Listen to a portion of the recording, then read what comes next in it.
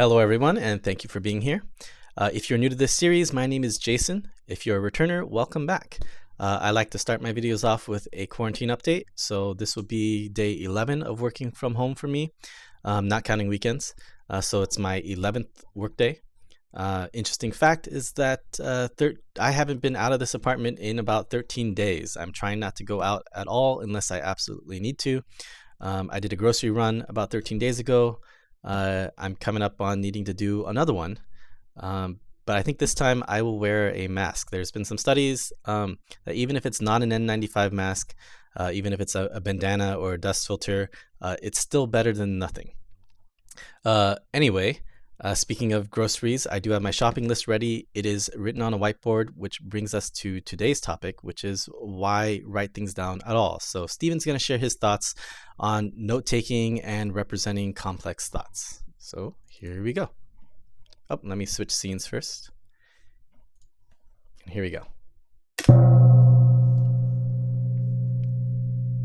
We begin, as always, with a blank page.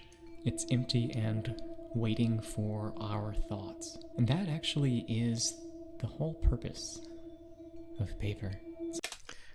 Yeah, so we put thoughts down on paper. I will be pausing, if you're new, I will be pausing and making comments here and there. So this whole blank page can be scary sometimes. It can be very intimidating. In fact, there is a term called blank page syndrome that bloggers and writers use, and it refers to how scary it can be, and just to get those first words down to a point where the fact that there's nothing on the page, no words, no diagrams, feeds into the inability to write something down. And that's called blank page syndrome. But there are ways to mitigate that, and it's through practice brainstorming, practice formulating thoughts.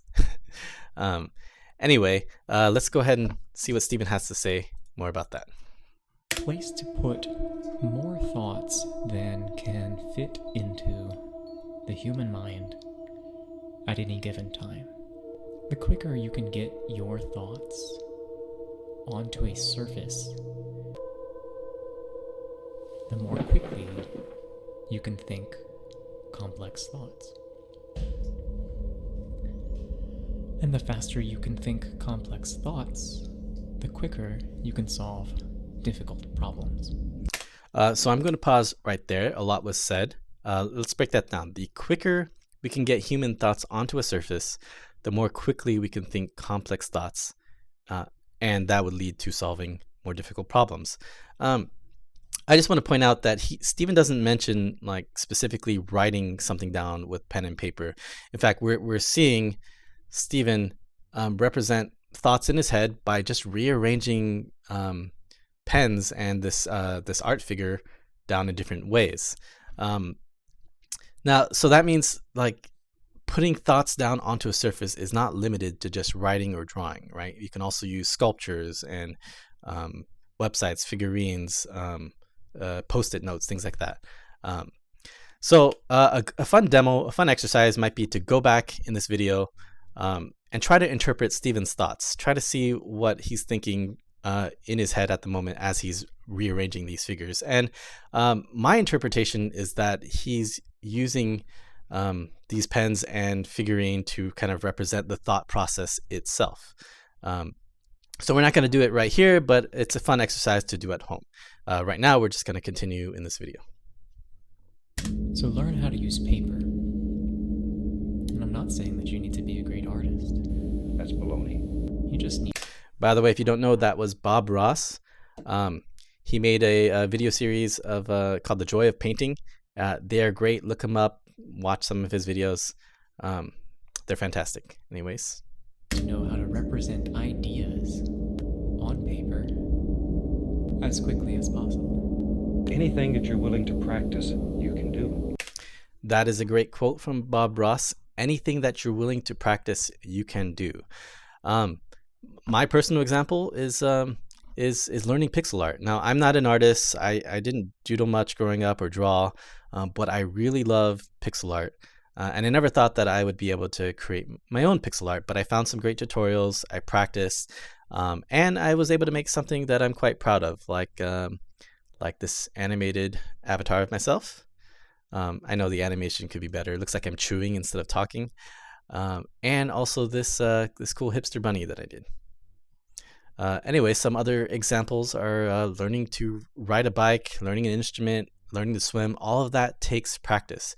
Even learning to code takes practice, or learning to take notes takes practice, and even learning to think takes practice. Anyways, those are some things to think about. Let's go ahead and continue the video. To begin this lesson, in the upper left-hand corner of your page, I want you to draw an iceberg. Make sure you put in the waterline. Now, so here's where you get to do some work. If you haven't gotten your piece of paper yet, please do so now, and go ahead and draw an iceberg. Now, you don't have to be an artist. It doesn't have to be perfect. You just need the basic shapes. And remember, an iceberg, you only see the tip of the iceberg at the top. The most of it is below the waterline. So we're going to draw the waterline in a bit as well. in the tip of the iceberg, I want you to write 2 frowny faces, because this is where we're going to write the number of currently active COVID-19 cases in your area. I checked this morning, and for me, that was 341. However, So 341 for Steven at the time he recorded. Now, it's been a few days since I'm recording this video now, so I'm going to go ahead and pull up more recent numbers. For you, you would look up the numbers for your area, or your city, or your county. So I'm just going to look up San Diego COVID-19 cases. And we have here KBPS. I do know that station, and I know they'll cite their sources. Uh-oh, what's going on here? Did I lose my internet? Well, let's go ahead and look up another one. Oh, here's a direct link to the San Diego County Gov, which is actually what goes into that other article anyway. And we have 519 total positive cases at the moment in San Diego County. So you would look up your most recent numbers in your area. All right, let's go ahead and continue. what scientists do know is that for every active confirmed case, there are likely 10 times as many people who are sick. And I will link some of the research data for that figure in the description and also in the Udemy course.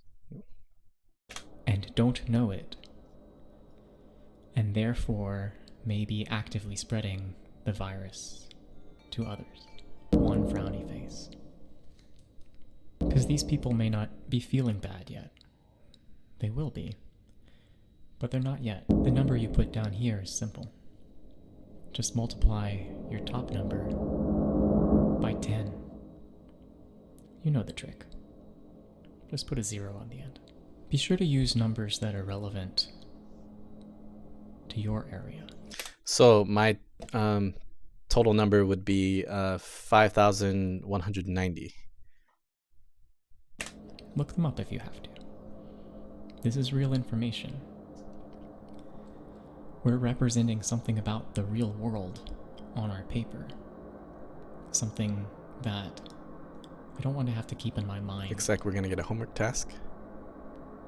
Because it's complex. It's complicated. Extended I need to mind get it out of my mind, onto paper, so that I can and look distributed cognition. So we have a little homework assignment. We're going to do this together. I know all the work we do is technically homework now, since we're all working from home. But we're told to Wikipedia search on Wikipedia some of these terms. One is extended mind, and the other is distributed cognition. So I'm just going to type wiki extended mind. And here we have, it's a scientific paper that has to do with objects within the environment as functioning as part of the mind. So instead of just the thinking happening in just our mind, It also includes our surroundings, like the notepad that we're writing on, the chalkboard or the whiteboard, right? So those are called the extended mind, my mind plus the environment. And our second term was distributed cognition, and there's a link to that right down here. I've been to this page before, so I'm just going to skip down to the example right here, and this is with doing some complicated arithmetic problem with paper and pencil. And an example of distributed cognition is when you set up the problem in collaboration with another person. So when you're involving someone else, you're distributing the thinking between you and this other person. But it's not limited to people. So this other example here is performing procedures both in one's head and by writing down resulting partial answers.